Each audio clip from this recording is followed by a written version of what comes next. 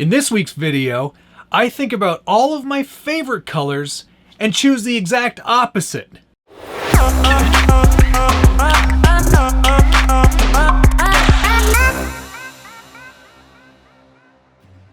Welcome back to the Scale Builders Guild. Thanks again for watching. It's week 11 of the Traxxas TRX-4 Sport Budget Build-Off.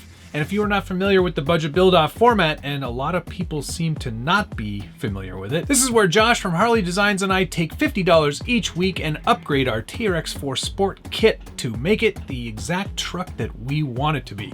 We're both doing slightly different things, but we're both going for more performance out of this truck platform, and we are definitely getting there. This is a DIY week. So for this DIY, I decided to do a paint tutorial on this TRX-4 Sport camper body that is definitely not a camper. It's more of an SUV, but I get where some people get that. It's a camper cap sort of thing that they've added to the truck bed. So long story short, this is going to be a painting demo week. I have shot and edited every single detail that I've covered on this truck in order to get it to a final paint job. And I'm really excited to share this with you.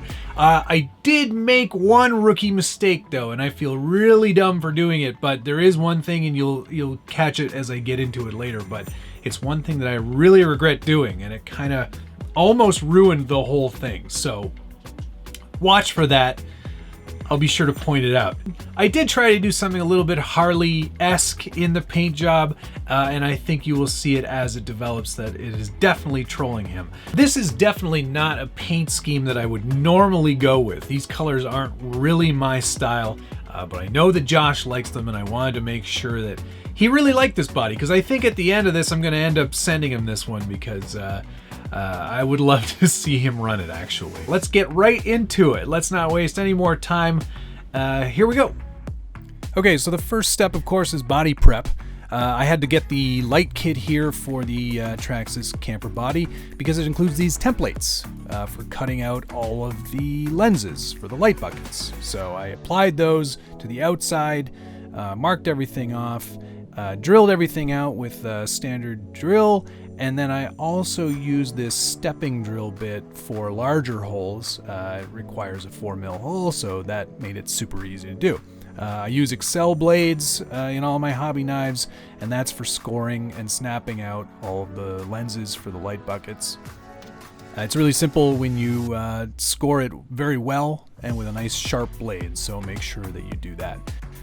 These masks are included with the body for masking off the windows. Of course, I'm not doing the rear windows, I'm just doing the front windows and the windshield.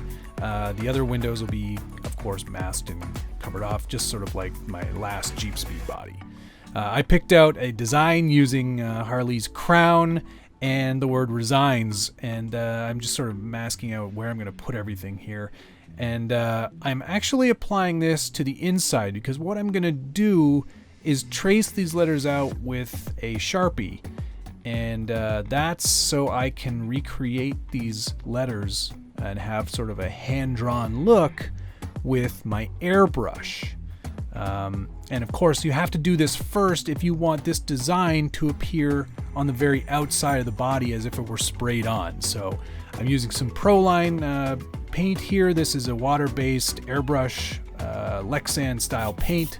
That's my airbrush, and I'm using a little piece of Lexan to practice on.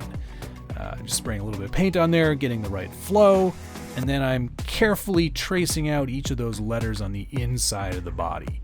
And then once that's done, you can see how it's going to look there. You still see a bit of Sharpie there, but that's fine. Sharpie's on the outside. This is my heat gun. I'm drying that paint because it does require a little bit of dry time, and I'm just speeding up that process. Now that I've got that taken care of, it's time to trace out the crown, Harley's crown, and just applied some masking tape, and I'm using my light table platform there to actually cut out that shape with my X-Acto knife, and there you can see the crown revealed. And then I go back here and I do a few more subtle cuts just to give it a bit of depth, just to make it kind of really pop in dimension, I guess. Now I'm trimming out the word team, and of course I've printed this out and I reversed it, And now I'm revealing all of that, cutting away, and you can see how that's all gonna look. I've added a few other little bits and pieces, some other stripes as well, just to kind of flesh it out and make it really feel like a race truck, if you will. My first paint was this PS7 orange, and because I'm going for a fade, I've only painted the lower portion of this body with the orange. I'm gonna come back here in a second with another paint, fluorescent orange, actually, and that's gonna add another layer to this sort of fade that I'm going upwards with, and that is how it looks there. I've also left a little bit of room at the top for a final color of camel yellow, and I didn't shoot the can here so you have no visual reference for what it looks like, but trust me, it's camel yellow, and that's coming up right now. You can see how it's sort of created this sunburst effect, and it gets very bright at the top and very dark at the bottom, all nice shades of orange, and I'm really digging how it turned out. I think it looks pretty good. If you're wondering what that square at the top is, that's a number plate. And now I've removed a little bit more masking. I'm going to do a strip of yellow, PS6, and that's how that looks, which is looking pretty nice. This masking tape I use from 3M is really great. It's nice and sharp and tacky and holds lines really well. Now I'm removing the team masking because I want to use some white paint to really set that off. What I'm also going to do here is I want to give it a bit of a fade as well from white to silver. So I've wrapped up a little piece of masking tape, and here's what I've done wrong. Try and guess what that is. Now this is me spraying the white. I've left that piece of masking tape way too long, and you can actually see where the white hasn't bled through and created a nice solid finish. You can actually see that strip on there, and it really drove me crazy. I can't believe I screwed that up. Now I've sprayed the silver. You can see the fade worked out really well. I also did the crown, the majority of that in silver as well. And the white stripes are looking really great there as well. Now I'm peeling off the exterior masking, the plastic mask that comes on the body, and I've sprayed it flat red. And most of these Lexan paints are actually quite flat. It's the body that makes them glossy. So when you spray on the outside, it just kind of leaves it nice and flat. Now I'm removing the overspray film to reveal the really bright, vibrant colors underneath, and I could not be happier with how all of that looks. Despite my little foible, I think this is a pretty decent looking body. It's definitely going to really come together once it's on the truck and once we get a few stickers on there. But overall, not difficult, pretty easy to do. As long as you do nice light coats and lots of them, you will be able to achieve an effect just like this. I think it looks pretty good. And Team Harley resigns is a nice little dig at our good friend Josh. I really like how the actual letters appear to be drawn on as if it were graffiti. And there it is sitting on the truck. Looks pretty darn good, if I do say so myself. And I think Josh would be very happy to run this body, considering he can't paint worth a lick.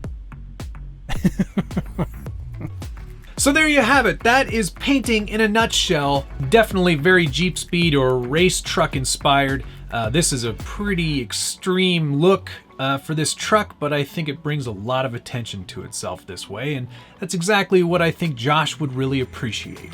In the upcoming weeks, I'll be sure to add all those styrene details that I did a few weeks back, and I'll also do a complete sticker job on this thing to make it really race truck inspired, so you get to see all of those details, and that'll all be coming up in future episodes. I'm very happy with the results of this paint job. It just shows that with a little forward thinking, you can do some pretty interesting techniques and do some things that maybe you didn't think were possible. It's not difficult. Anybody can do it with enough time, practice, and patience. I'm really looking forward to getting to week 12. That is a cheat week. I'm going to be spending a ton of cash on this truck. There are definitely some big changes coming, so I hope you stay tuned and watch for that. And yeah, that's going to cover it for this week. No tally, like I said, because no money was spent. And yeah.